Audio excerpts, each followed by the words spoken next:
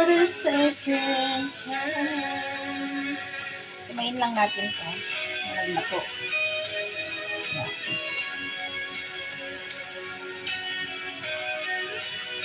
Ito ginagawa ko dito para magkalasa.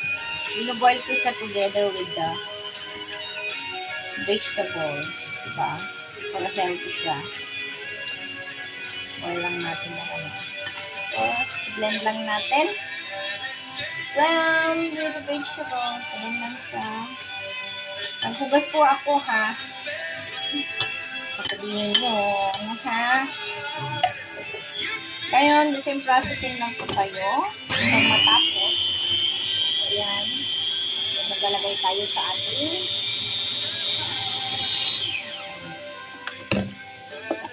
dito lang siya.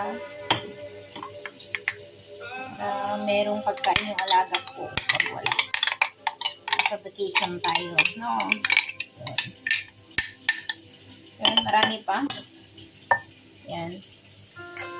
Saka natin nilagay sa box.